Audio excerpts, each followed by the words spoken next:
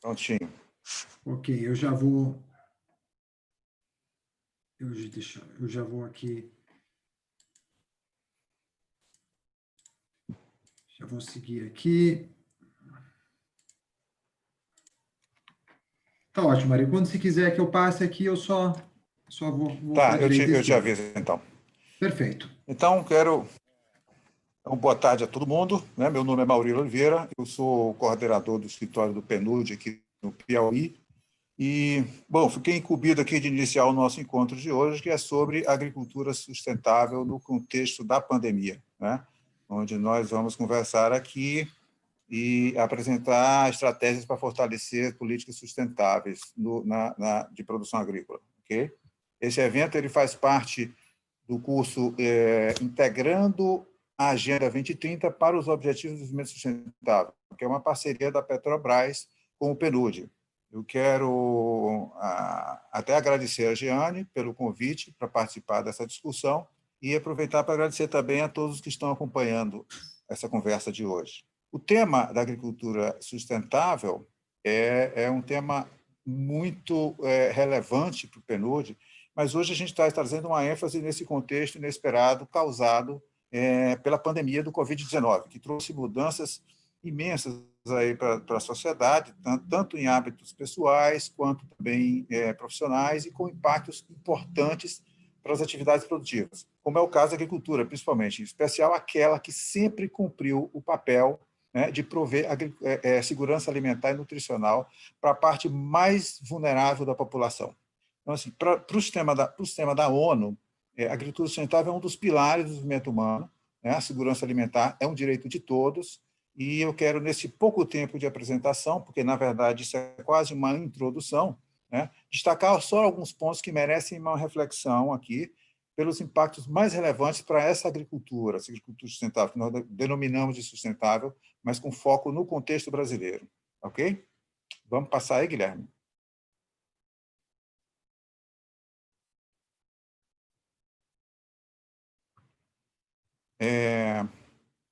Bom, acho que todo mundo aqui já conhece bem os 17 Objetivos de Desenvolvimento Sustentáveis, né?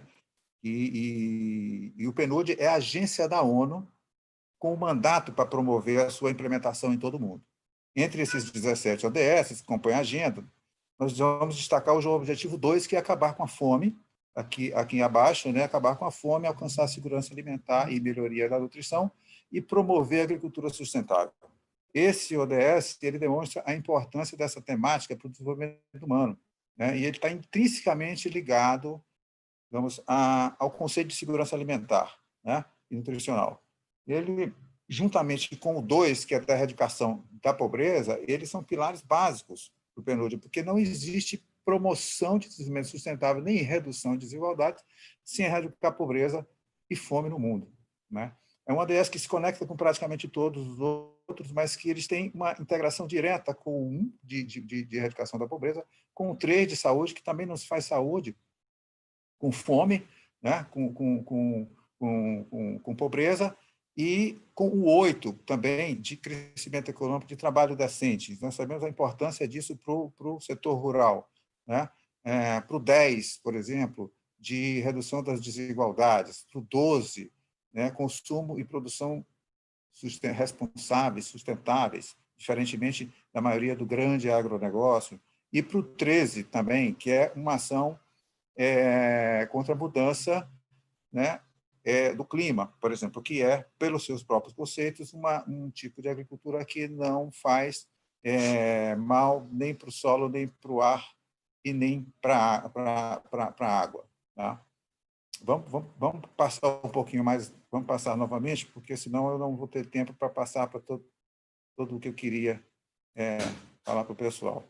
Vamos falar um pouquinho sobre a agricultura sustentável, já que esse é o tema, né? A agricultura sustentável é aquela que ela é ecologicamente equilibrada, é viável economicamente e socialmente justa, mas, ao mesmo tempo, ela tem que ser culturalmente apropriada, né? E isso significa que é uma agricultura que respeita também a diversidade, o saber tradicional dos pequenos produtores. Isso em todo o mundo, né? E aí, a partir desse conceito, de que a gente se contasse que, no Brasil, esse padrão de produção agrícola, ele está muito concentrado e mostra um certo nível de consolidação na agricultura familiar, especialmente aquela que segue os preceitos da agroecologia, né? Esses preceitos também, claro, sem causar degradação ambiental, por exemplo. É uma agricultura que tem um enorme desafio, que é de gerar emprego decente, para apoiar milhões de trabalhadores rurais no mundo inteiro, especialmente aqueles em países de desenvolvimento, onde a pobreza e a fome estão concentradas. Ao mesmo tempo, ela é fundamental para assegurar recursos naturais e a biodiversidade do planeta. Senão, ela também não é sustentável. Pode passar, Guilherme.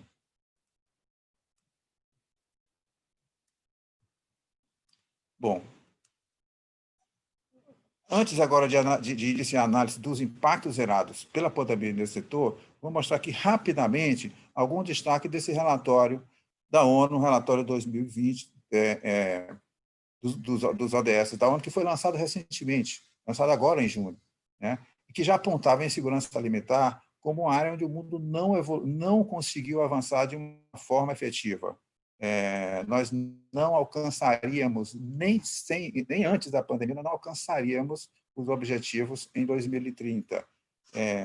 Tanto a segurança alimentar quanto o meio ambiente natural, o aumento de queimadas, desmatamento, o aumento de poluição e o aumento das desigualdades, que inclusive agora foram até maiores com a pandemia, a gente lê isso todo dia, quantos milhões de pessoas agora que serão lançadas na pobreza, né, com essa pandemia, mas isso já vinha trazendo alguns resultados que mostravam que esses índices não estavam avançando de uma forma satisfatória para se alcançar em 2030.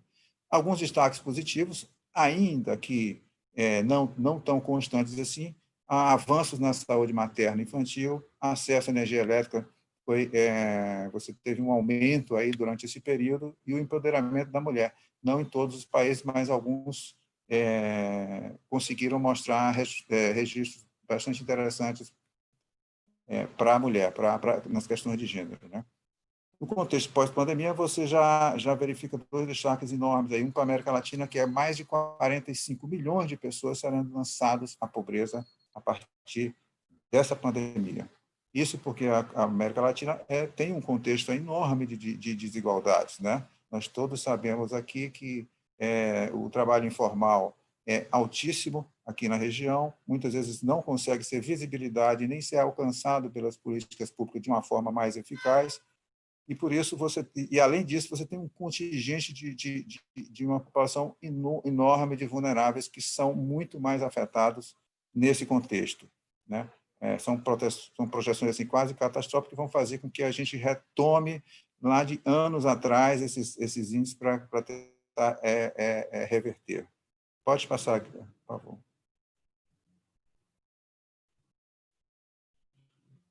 Bom, agora, falando um pouco da agricultura sustentável aqui no Brasil, né? Aqui, grande parte da produção de alimentos que atua de acordo com esses preceitos, como a gente falou, de sustentabilidade, está dentro da agricultura familiar. E é por essa razão que a gente que eu entendi de priorizar um pouco o foco para esse segmento. De uma forma, assim, resumidamente falando, esse quadro ele retrata o setor, esse que vocês estão vendo, alguns indicadores aí que eu coloquei, né? Que evidentemente tiveram uma situação mais agravada agora, não só pelo impacto da Covid, né, mas também pela priorização das políticas públicas brasileiras, que sempre dirigiram suas ações mais para os commodities, para o agronegócio, para a produção de commodities, para a exportação, que é uma coisa até natural em função da importância disso para a balança comercial brasileira e pelo apoio político forte que o agronegócio tem, tanto no executivo como no legislativo brasileiro. A gente tem bancadas lá, lobbies muito fortes, né?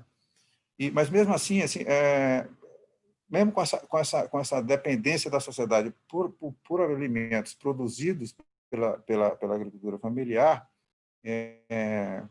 ela não tem sido muito priorizada. Vale lembrar que a agricultura familiar tem um papel importante, não só para a segurança alimentar, né? Mas principalmente para o extrato que concentra os mais vulneráveis.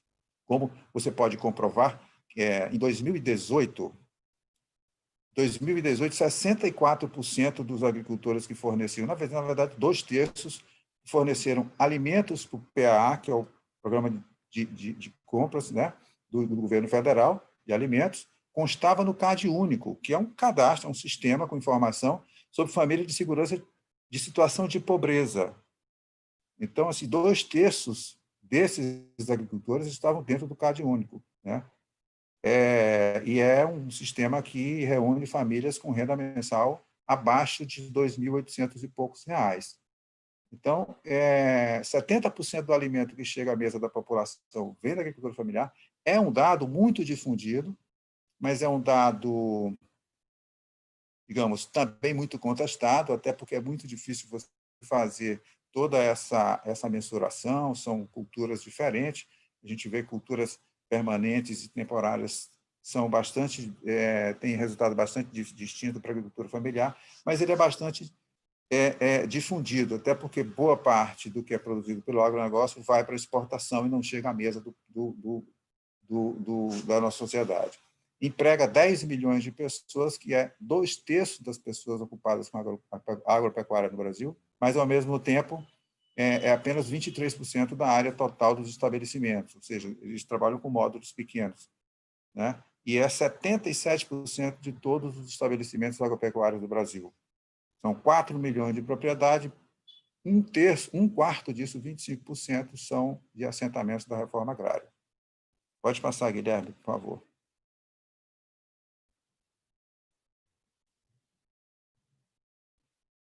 Bom, agora aí a gente já vai entrar um pouquinho nos impactos da pandemia, né? Da agricultura sustentável.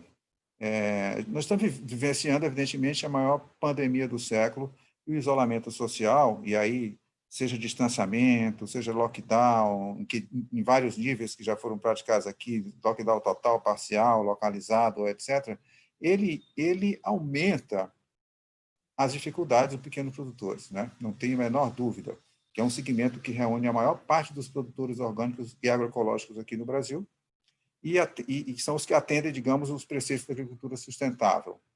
E eles são muito mais afetados em função de da própria característica do negócio e da pouca tecnologia que dispõe, não é?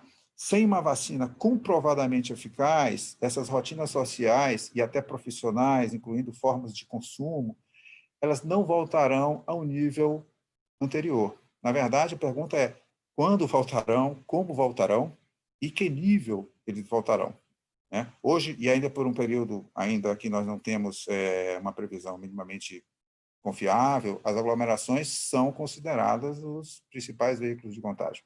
Então, além dos problemas antigos, já conhecidos, como deficiência de assistência técnica e dificuldade de acesso a crédito, por exemplo, a gente pode listar alguns impactos relevantes novos aí.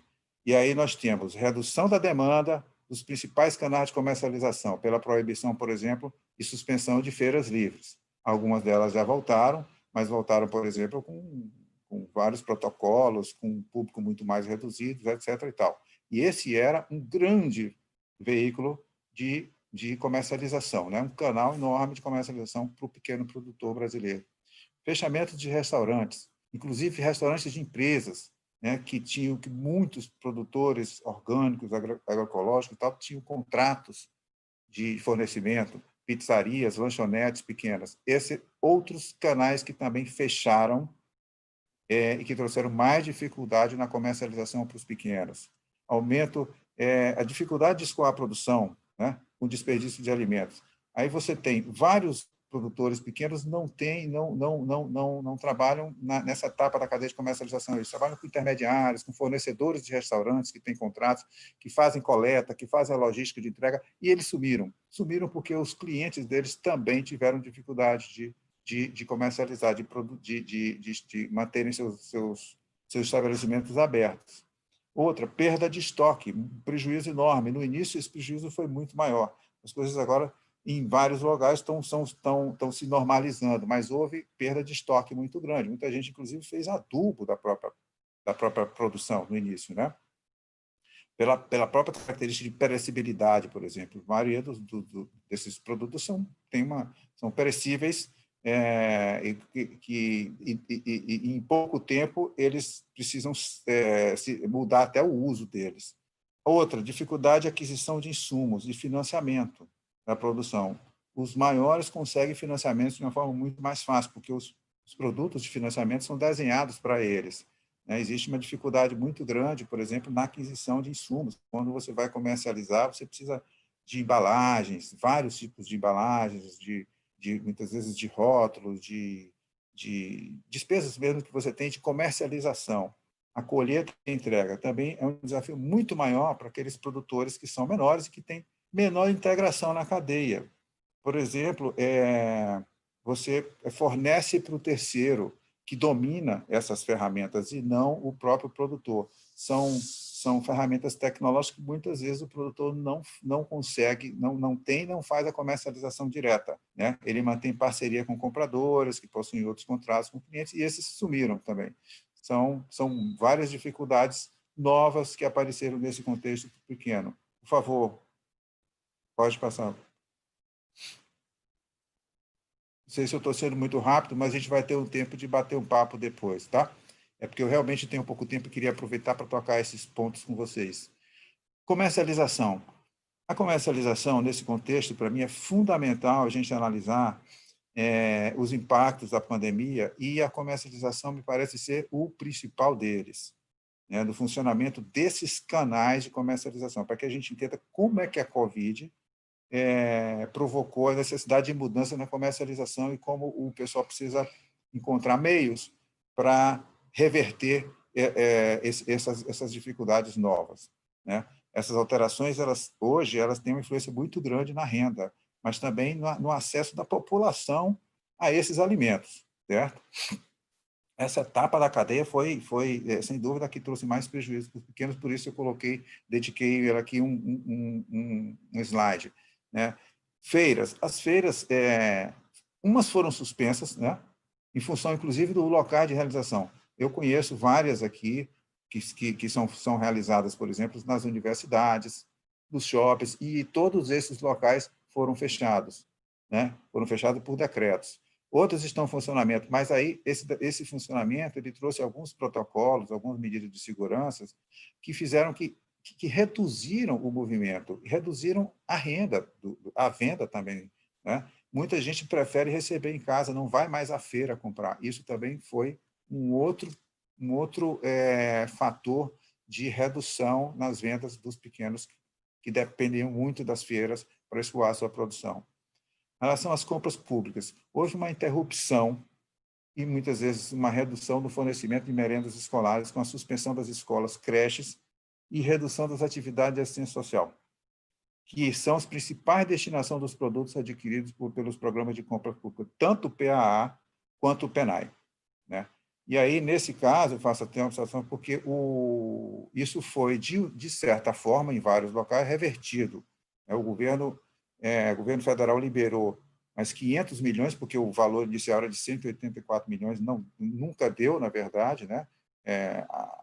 O cálculo feito aí até pelas instituições do setor da agricultura familiar era de mais de 3 milhões, você imagina, sim, 184 milhões. Mas, de qualquer forma, o governo suplementou isso para 500 milhões, aí, lá pelo mês de maio, e também com relação ao PENAI, que são compras para merenda escolar, eles passaram a distribuir para a família dos estudantes depois que as escolas foram fechadas. Mas, no primeiro momento, houve realmente uma perda muito grande nesses canais também. Ok? Pode passar, por favor. Bom, e para finalizar,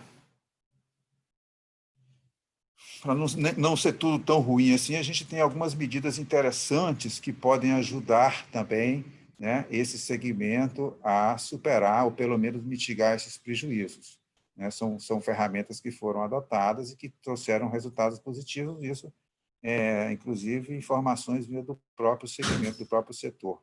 Por exemplo, acesso a sistemas cooperativos, né? Foram medidas utilizadas com sucesso, algumas individualmente, outras coletivamente. Algumas delas conseguiram reduzir parte da perda das vendas. Outras até aumentaram, substituindo outros fornecedores que não buscavam alternativa de negociar, né? você vê, por exemplo, ali à direita, tem aquela tela, é exatamente de uma plataforma de venda da Zabelê, que vai fazer essa apresentação agora para vocês, depois que a gente encerrar aqui, mas que mostrou um caminho. Isso é uma plataforma que foi uma iniciativa que teve apoio do Instituto Federal, aqui no Piauí, né?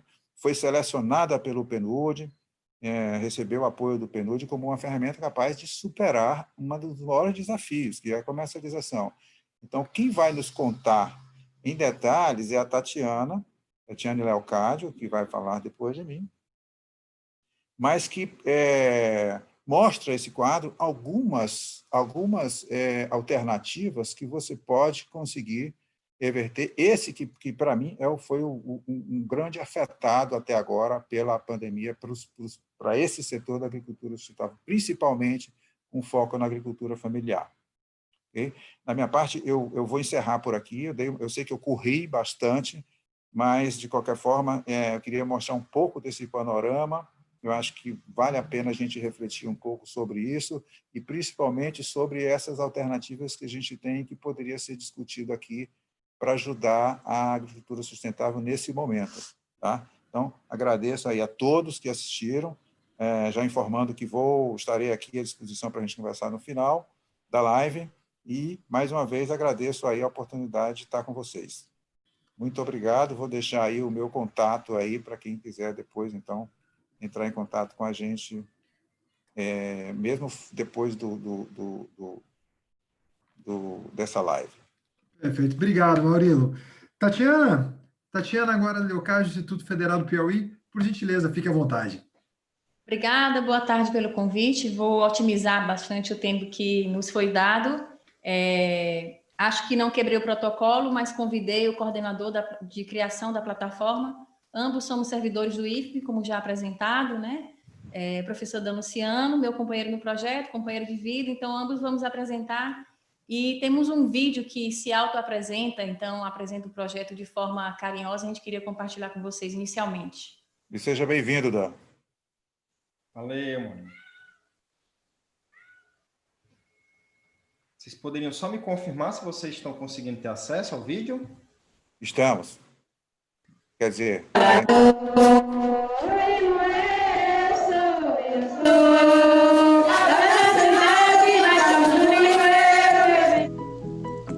Da lenda piauiense de Zabelê sobre o amor e o cantar das aves ao entardecer, veio o nome das terras da agricultura familiar orgânica da Associação das Produtoras e Produtores Agroecológicos do Semiárido Piauiense, APASP, sediada na comunidade Novo Zabelê, município de São Raimundo Nonato, sudoeste do estado do Piauí.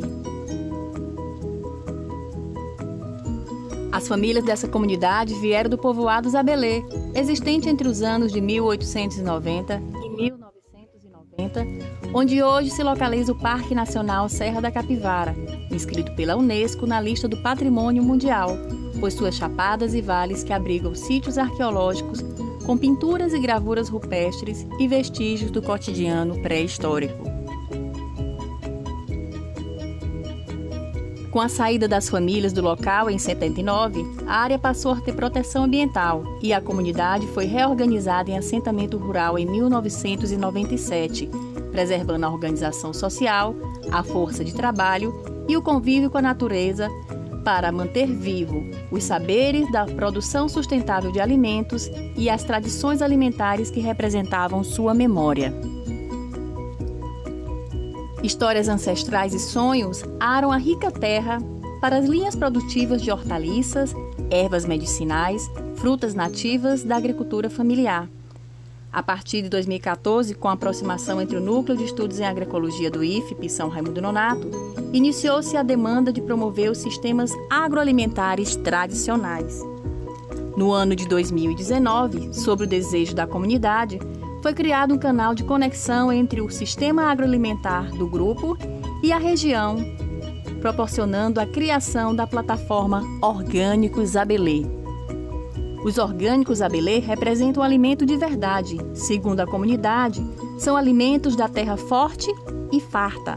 Somos apaixonados pelo nosso Zabelezinho, dizem eles.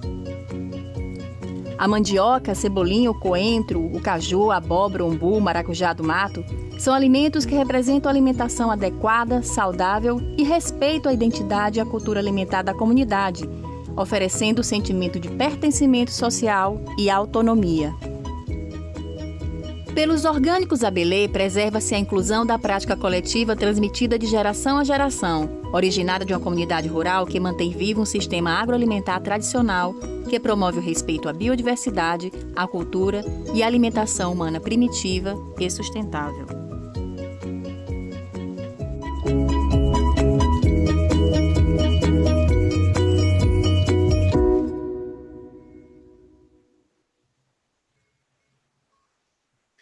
Bom, pessoal, a partir do que o vídeo mostra, né, do que foi historicamente construído para ser, digamos assim, implementado na plataforma, a gente queria reforçar uma condição atual, que também é uma pandemia. Hoje em dia esse termo ficou bem difundido e conhecido, né, mas existe uma outra pandemia também que, digamos, está trazendo transtornos à saúde, né, da população mundial, que são sobrepeso, obesidade, doenças crônicas não transmissíveis causadas por desertos alimentares, né?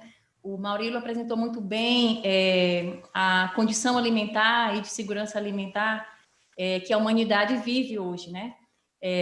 Nós temos dois termos que estão sendo usados e não são novos, mas de desertos e pântanos alimentares, né? Algumas regiões são desertos alimentares por não terem um canal para acesso a alimentos adequados, saudáveis e sustentáveis, e outros, isso a gente pode encontrar, por exemplo, nas cidades mais distantes das capitais, nos pequenos centros urbanos, e também podemos considerar os pântanos alimentares, né, aqueles locais onde já tem acesso a um outro tipo de produtos, que são os que nós chamamos de alimentos ultraprocessados, né? Então, se tem acesso a uma alimentação, porém, essa alimentação não seria o que nós diríamos que seja a mais adequada e muito menos sustentável.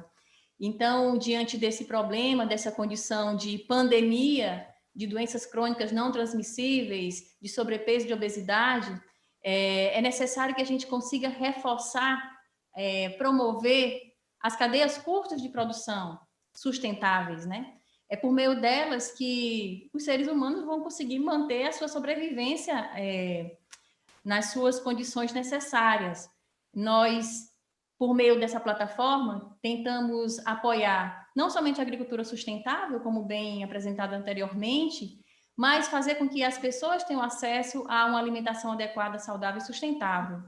Então, isso se dá por meio de vários caminhos, por meio do apoio institucional, articulações. Estamos aqui falando com um público bem diverso, e esses apoios institucionais, essas articulações se dão por meio da iniciativa privada, das instituições públicas, das cooperativas, associações, inclusive dos próprios indivíduos, grupos organizados, né?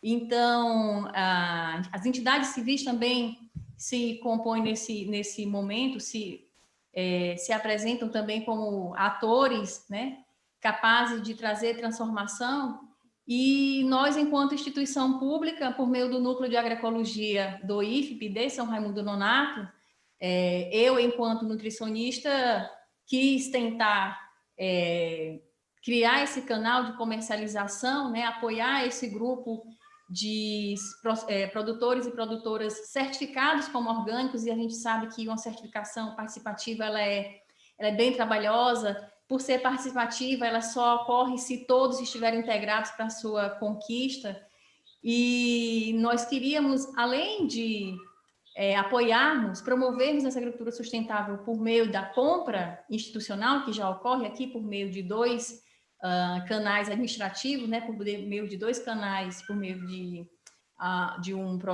pregão eletrônico, que é uma compra em um volume maior, amparados nos dispositivos legais de compra sustentável, etc., mas também chamadas públicas, que podem ocorrer por meio de município e estado. Mas nós queríamos, além disso, né, queríamos criar um outro canal de acesso a esses alimentos saudáveis e sustentáveis, e, ao mesmo tempo, promover essa agricultura que existe aqui, a agricultura sustentável, né? Promover a agroecologia local. Então foi criada essa plataforma há digamos, um projeto piloto há 2 anos. Ela foi implementada, de fato, enquanto projeto de pesquisa no ano passado. Foi reconhecida como uma tecnologia social inovadora, como dito pelo Maurílio anteriormente, pelo programa, né? Pelo PNUD, né? Foi premiada. E nós conseguimos já ver resultados dessa implementação nesse contexto de pandemia causada pelo Covid, né? As pessoas reclusas em casa, elas têm manifestado mais interesse em adquirir alimentos por meio da plataforma, aqui no local. A gente já verificou isso por meio de indicadores de monitoramento. E a gente também conseguiu incrementar a renda desses produtores por essa ferramenta, né, implementada. Não há aqui, digamos assim, a intenção de fazer com que eles tenham um grande volume de vendas, né?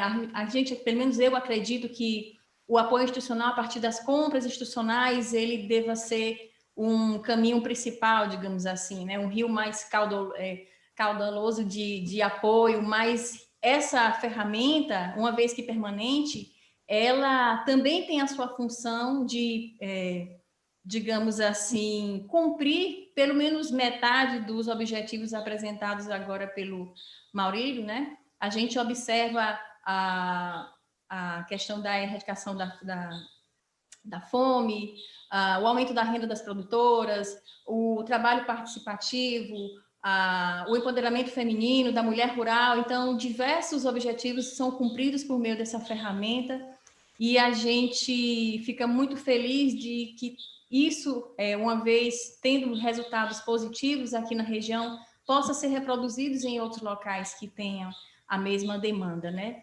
E aí eu vou passar a palavra a Adam para se apresentar e falar do olhar dele, apresentar o projeto a partir do olhar dele. Boa tarde a todos e a todas. Queria agradecer aqui a oportunidade de estar participando deste evento. E eu vou falar um pouquinho mais da parte técnica, né? Lembrando que sempre todo o nosso processo, né, criativo de construção dessa plataforma, ele foi sempre pensado nos trabalhadores rurais, né? Nos próprios agricultores, né? Então, hoje, né, a gente desenvolveu a plataforma, a gente continua dando ainda suporte técnico, né, mas basicamente quem operaciona todo o processo, tanto da parte, né, digital, digamos assim, de qual é o preço de cada produto, de quais produtos estão disponíveis ou não, né? São os próprios agricultores, né? Então, a gente precisou, desde o início do projeto, pensar neles, agricultores, né? Em quais seriam as dificuldades que eles teriam, né? Como é que a gente poderia criar uma plataforma que fosse simples, né? Mas que, ao mesmo tempo, atendesse às demandas deles, né? Então, e para isso, a gente utilizou, por exemplo, o que há de mais tecnológico na parte técnica, né? Então, a gente se preocupou muito, por exemplo, de ter um site extremamente leve, com rápido, facilidade de acesso, né? Então, um site que se comporte, que atenda às diferentes demandas de tela dos dispositivos, né? Porque a gente não teria recursos para construir uma versão para cada dispositivo possível, né? E sempre além disso, né, procurando juntar toda essa parte tecnológica para a parte dos agricultores também, né? A gente mora numa cidade, né, que o acesso à internet ele não é tão difundido, onde tem ele também não é tão rápido, né? A gente ainda tem muitos problemas de conexão, principalmente quando você vai um pouquinho, ele sai um pouquinho do centro da cidade, né, e vai para as periferias, né? A gente tem um público também, nosso público-alvo não é um público que está acostumado a comprar pela internet, né? Então, por exemplo, quando você pega uma plataforma tradicional de e-commerce hoje em dia, né, ou de comércio eletrônico, todas elas vão dar lá como primeira opção de pagamento, boleto ou cartão de crédito, né? Só que a gente mora numa cidade do interior do Piauí, onde pouca parte da população tem acesso ao cartão de crédito. Boleto demora muito tempo para ser processado, né? Pode demorar até 3, 4 dias, e como a gente está trabalhando com produtos perecíveis, muito sensíveis, talvez não faria nem sentido, né? Então, a gente, por exemplo, teve que optar mesmo por desenvolver a plataforma do zero, né? Ao invés de usar alguma plataforma existente, por conta de vários desses contextos, né? Então, hoje, a gente percebeu, né, com essa pandemia, que houve um acesso muito grande, né, tanto da compra, como da própria comercialização, tiver o número de acessos no site crescendo, esses acessos se convertendo em compras, né? E é isso, gente. Nosso grande objetivo aqui era de trazer isso, que a gente deve sempre, né, procurar utilizar a tecnologia, né, para atender os problemas mesmo, as demandas da sociedade, porque a tecnologia por si só, ela não faz nenhum sentido, tá? E a gente tem que pensar muito antes da gente propor qualquer tecnologia, antes da gente implementar qualquer tecnologia, onde é que nós estamos, como é o nosso cenário, quem é o nosso público, né? Então, foi isso que a gente procurou identificar, trabalhar muito forte em cima, e aí, claro, utilizar o que a gente tinha de melhor que a tecnologia poderia nos fornecer. Então, queria agradecer a todos mais uma vez, tá? E no final a gente está aqui aberto para perguntas, né? Quem tiver dúvidas aí sobre a plataforma, tá? Só queria deixar o site, quem quiser acessar, né? É o www.organicosrn.eco.br. Tá? Tudo junto. Tá ótimo. Muito obrigado, viu? Parabéns pelo trabalho, pelas iniciativas. Aqui nos comentários a gente já vê que o pessoal ficou bem empolgado, parabenizou vocês pelo belo trabalho. Seguindo aqui, a gente está com o tempo um pouquinho curto, vou passar já para o Leonel, que é o chefe do escritório de projetos do PNUD da Bahia. Leonel, por gentileza. Guilherme, obrigado por passar a palavra, por sua mediação também. Eu queria cumprimentar o Maurílio, que já fez a apresentação e fez um diagnóstico muito rico sobre a situação aí da agricultura familiar. Queria cumprimentar a equipe do Zabilê também. Queria fazer um agradecimento especial à Petrobras por estar apoiando esse projeto, essa capacitação. E queria cumprimentar o secretário, André, que vai falar daqui a pouco também sobre a experiência do projeto Dom Távora, que é realizado lá em Sergipe. Eu queria só trazer uma reflexão muito rápida, e passo já a palavra para o André daqui a pouquinho, porque essa nossa bate-papo ele se dá dentro de um contexto, que é o contexto da capacitação sobre territorialização e aceleração dos ODS. E aí fica a dúvida se, em tempos de pandemia, essa preocupação ainda é relevante, enfim, ainda é possível a gente ter essa preocupação, essa atenção e esse compromisso com os ODS, mesmo considerando a pandemia. E aí a gente parte da constatação de que sim, é possível, como também é possível a gente encontrar boas práticas, seja essa do Zabilê, que foi apresentada agora, que é uma iniciativa fantástica, apoiada pelo PNUD também, como uma prática que a gente vai ver daqui a pouquinho mais em detalhe, que é o projeto Dom Távora, que é uma iniciativa realizada pela Secretaria da Agricultura em Sergipe, que conta com o financiamento do FIDA, que é o Fundo Internacional do Desenvolvimento Agrícola, também a estrutura das Nações Unidas, e com o apoio técnico do PNUD. E esse é um projeto muito interessante, é um projeto que aplica cerca de 35 milhões de reais em comunidades agrícolas e financiou 154 projetos agrícolas com comunidades, com associações bastante carentes lá em Sergipe, e que nós tivemos a oportunidade muito rica de aprendizado coletivo, de, mesmo agora, durante a pandemia, implementar uma série de inovações. Contamos aí com o apoio fundamental da Secretaria da Agricultura, da Indagro também, da Pronese, enfim, de toda a estrutura administrativa do governo de Sergipe e da liderança aí do secretário André, mas que permitiu a metodologia de, mesmo em situação absolutamente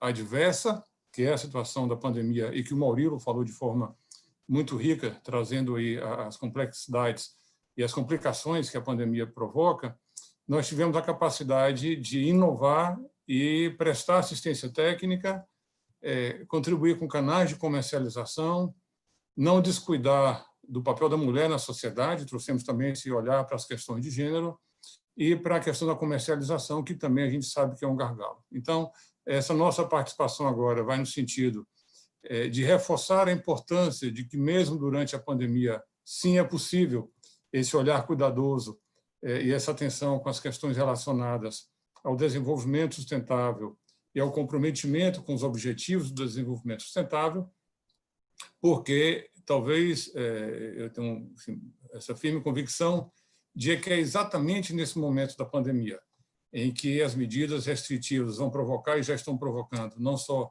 uma grave crise sanitária no Brasil e em todo o mundo, mas também estão provocando uma crise econômica no país e também em todo o mundo, extremamente acentuada e que tem repercussões duradouras para os próximos anos, se nós não tivermos esse compromisso, né, com a Agenda 2030, com o desenvolvimento sustentável, com essa temática que é a territorialização dos ODS, ou seja, com a criação de uma rede de comprometimentos coletivos, em que tanto o governo faça a sua parte, como as grandes empresas façam a sua parte, a Petrobras está dando um exemplo claro nisso, mas também as associações, as lideranças locais, os movimentos sociais têm um compromisso fundamental, e essa capacitação que está sendo feita com o apoio do PNUD tem possibilitado aí que 4, 5 mil pessoas tenham acesso a uma metodologia de transformar objetivos mais amplos em metas, em prazos, em compromissos locais.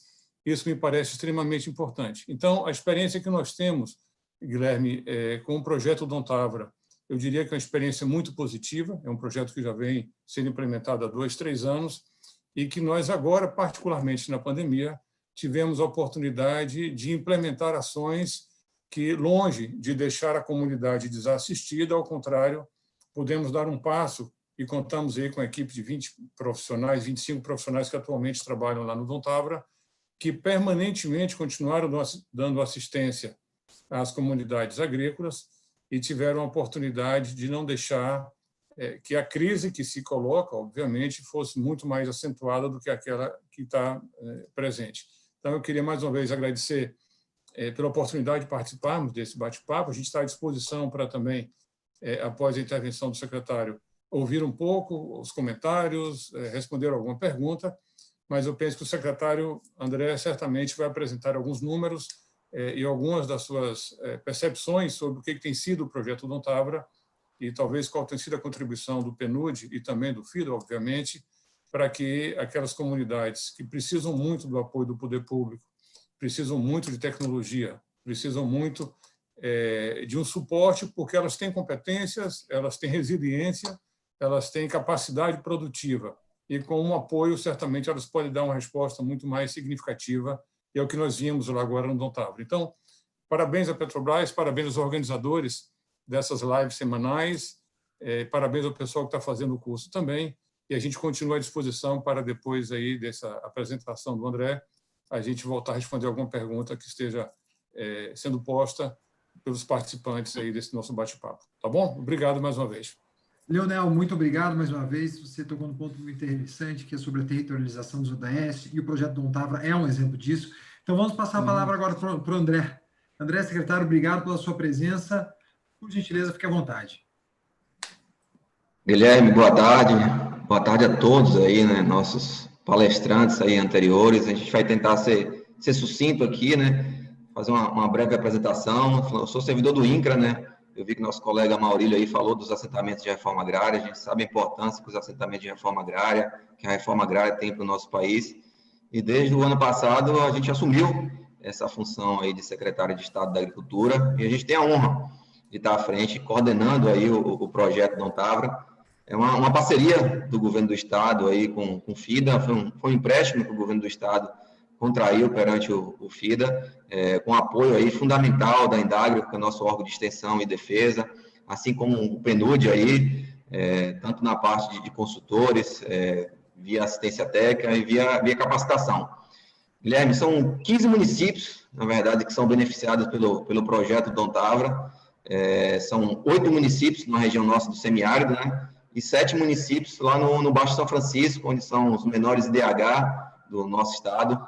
Foram, na verdade, 155 comunidades beneficiadas nesses 15 municípios aqui do do nosso estado, com projetos diversos, projetos agrícolas e não agrícolas, sendo 4, na verdade, foram 4 atividades que teve o ponto focal em mais de 80% das nossas atividades, que foi da avicultura, dos ovinos, corte e costura e também a piscicultura. Lembrando também que o Dom Távora, na verdade, o foco principal dele é para as mulheres, para os jovens, as comunidades tradicionais. Muitas comunidades quilombolas também foram contempladas aí com o projeto Dom Távora. E a gente percebe que realmente o projeto Dom Távora veio para modificar realmente toda a estrutura da agricultura familiar no nosso estado. E não foi aí, na verdade, foi mais um setor realmente aí, como o Maurílio também teve uma introdução muito boa, foi mais um setor aí que foi diretamente atingido, né, com a questão da pandemia.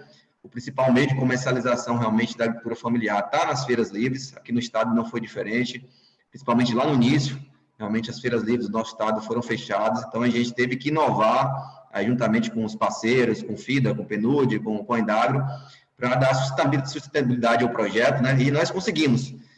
No nosso entender, a gente tivemos aqui algumas ações, dentre elas aqui a gente pode começar citando aqui na questão da assistência técnica. Já foi dito para o Leonel aqui que a gente teve que inovar, ela não parou, a gente, na verdade, a gente instalou um programa que a gente denominou aqui Conversa de Quintal, né, que foram gravados diversos vídeos, e isso passado aí via WhatsApp para as comunidades rurais aí, a gente teve um retorno muito positivo nesse sentido aí das comunidades rurais, então foi criado grupo de WhatsApp, por videoconferência, então o Dom Távora continuou prestando assistência técnica. Nesse período, graças a essa prestação de assistência técnica aí, foi disponibilizado mais de R$500 mil em produção, né, para essas famílias aí, e insumos.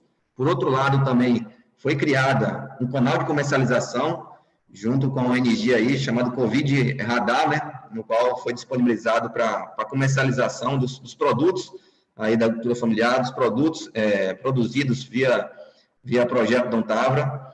Teve uma outra ação muito importante aqui, que foi também a questão de corte e costura relacionada às máscaras, produção de máscaras. A gente tem aí, na verdade, diversas comunidades que foram capacitadas com a questão de corte e costura, inclusive aí já, com certeza, aí já saindo do estado, toda essa produção dessas mulheres aí.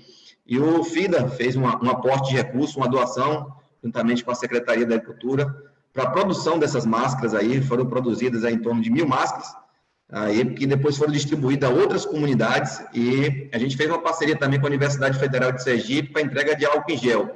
Então, foi entregue um kit, na verdade, de máscaras, produzidos aí por essas mulheres, né, beneficiadas com o projeto Dom Távora. Então, você ajudou na comercialização e, ao mesmo tempo, você beneficiou outras famílias aí que necessitam dessa máscara aí, juntamente com álcool em gel. Então, essa foi uma outra atividade aqui do projeto Dom Távora.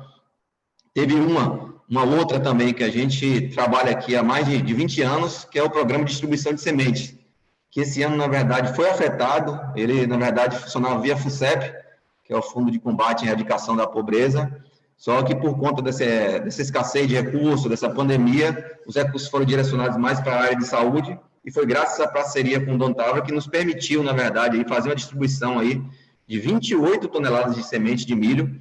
Vale lembrar aí, na verdade, entre milho e feijão, né, foram 20 de milho e 8 de feijão. Vale lembrar que, na verdade, a semente crioula, aqui no estado, tem um decreto estadual tratando da agroecologia, então a gente entende a importância da semente crioula, ela dá liberdade ao agricultor para que na próxima safra ele possa continuar o plantio. Então a gente beneficiou aí, estou falando, mais de 2.800 produtores aí nessa ação do projeto Dom Távora aí, e complementamos ainda com a doação que nós recebemos de uma empresa, mais 14 toneladas de semente de milho. Então aí foram mais de 4.000 famílias beneficiadas nesse período de pandemia aí com a questão do milho. É um período chuvoso aqui no estado, o ano passado foi chuvoso, esse ano também. Então a gente acredita que essas ações aqui do governo do estado, juntamente com o projeto Dom Távora, realmente tem ampliado muito as ações da agricultura familiar aqui no nosso estado. A gente tem outras ações para discutir aqui de forma rápida aí, Guilherme, isso aqui o nosso tempo está apertado, mas só para falar do PAA também, que o Maurílio falou, a gente, nesse mês agora de agosto, a gente vai estar lançando dois programas de aquisição de alimentos, na verdade, uma via projeto Dom Távora, no valor de R$130 mil, ou seja, a gente vai estar comprando os produtos da agricultura familiar, o arroz, a batata doce, a macaxeira, a laranja, o leite, e a gente vai estar entregando para aquelas famílias que estão em segurança alimentar, no Baixo São Francisco, em torno de 1.300 cestas básicas, nós vamos estar entregando via Projeto Não Tava, e o governo do estado vai fazer um PA maior, de R$700 mil aí, isso vai dar aí mais de 7.000 cestas básicas aí, que a gente vai estar distribuindo aí também para as comunidades tradicionais, aí foi uma recomendação do Ministério Público Federal, e a gente espera, exatamente, Guilherme, nesse pouco tempo aí, que a gente quer deixar o recado aqui, é que o governo do estado vem incentivando muito a agricultura familiar aqui, a Secretaria da Agricultura do nosso estado aqui vem buscando cada vez mais potencializar isso, seja com recurso nosso, seja com recurso internacional, seja com emendas parlamentares aí. E para finalizar aí, é só deixar uma saudação especial a todos os agricultores familiares aí, amanhã é o Dia Internacional da Agricultura Familiar, né, 25 de julho, terão várias comemorações aqui no estado, me coloco à disposição, desculpe por ter sido corrido aí, mas é para obedecer nosso tempo aí. Muito obrigado.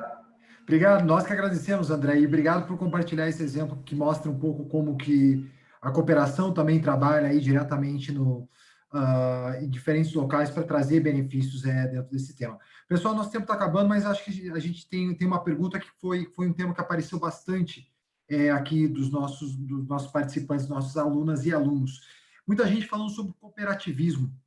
Como que as diferentes formas de cooperativismo podem trabalhar para fortalecer a agricultura sustentável e resiliente? Gostaria de começar, André, e depois também, acho que o pessoal Eu posso dar uma fala sucinta aqui, na verdade, claro, por gentileza. Guilherme, só, na verdade, enaltecer a importância que é o cooperativismo, o associativismo, principalmente para a região Nordeste. A gente sabe que a região Sul do país tem isso mais forte, principalmente até nos assentamentos de reforma agrária. Eu tive a oportunidade de conhecer alguns, e a gente vem no projeto Não Tava, por exemplo, tentando fortalecer esse associativismo, essa cooperação entre eles, inclusive com capacitações. Inclusive, a gente está fazendo agora, no município de Poço Verde, que é no semiárido aqui do nosso estado, um entreposto de ovos, ou seja, que a gente vai concentrar realmente toda a produção de ovos daqueles municípios vizinhos ali, de todas aquelas associações, numa cooperativa ali, para que eles possam realmente ter um poder de barganha, um poder de comercialização muito, muito maior. A gente sabe que o produtor sozinho, realmente é difícil para ele acessar mercados maiores, digamos assim, mas com esse espírito coletivo de produção, que é isso que a gente busca também na agricultura familiar, então a gente vem incentivando muito isso, Guilherme, entende que isso é fundamental para o fortalecimento da agricultura familiar. Perfeito. Obrigado por compartilhar aí esses exemplos. Maurilo, Leonel, o pessoal do Zabelê. E uma informação, o projeto do Orgânicos Zabelê está sendo muito elogiado aqui por nossos alunos e alunos. Então, mais uma vez, transmitindo aqui, muita gente elogiando e dando parabéns para a iniciativa. Maurilo, Leonel, Tatiana, gostaria de acrescentar mais algum tópico específico sobre esse tema, cooperativismo e associativismo? Eu queria também parabenizar a Zabelê também, o projeto é muito bom e tem trazido resultados práticos lá para o pessoal, isso é muito importante. E sobre o cooperativismo, eu também endosso aí as palavras do secretário André Ferreira. O cooperativismo, o sistema cooperativista é uma ferramenta extremamente importante para a agricultura familiar. Não tem a menor dúvida que ele é um guarda-chuva onde você consegue alcançar boa parte dos pequenos produtores brasileiros. Com assistência técnica, você consegue trazer projetos, programas, ações governamentais, você consegue trazer assistência técnica, financiamento, tudo isso é muito mais fácil dentro de um empreendimento coletivo, principalmente o cooperativismo ou o associativismo, ainda porque eu diria que seria um passo a mais você chegar no cooperativismo, que é o nível que você já precisa de uma organização maior, né? Aí você já vai trabalhar com comercialização, você precisa de mais renda para isso. Mas, de qualquer forma, é extremamente importante que para a organização dessa agricultura pequena, do agricultor familiar, está dentro de um empreendimento desse coletivo.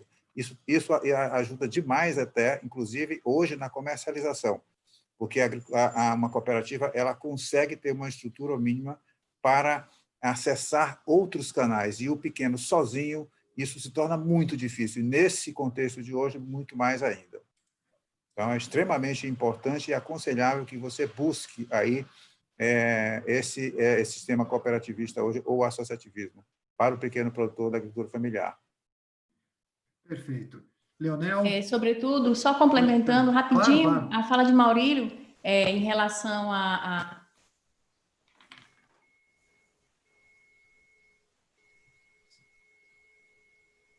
Então, sem som?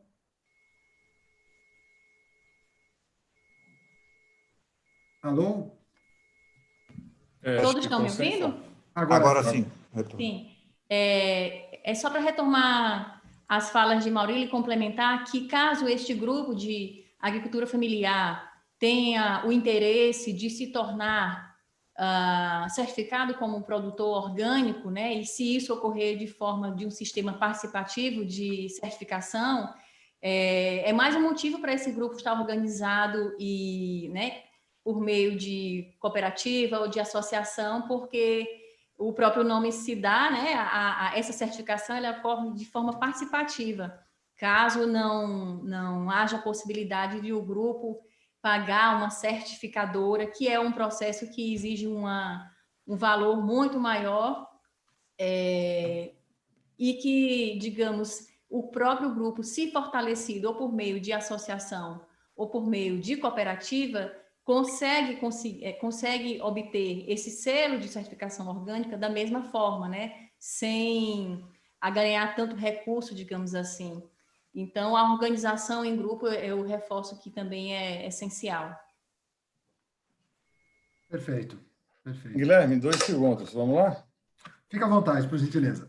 Tá, eu queria somente reforçar um tema que me parece fundamental aí.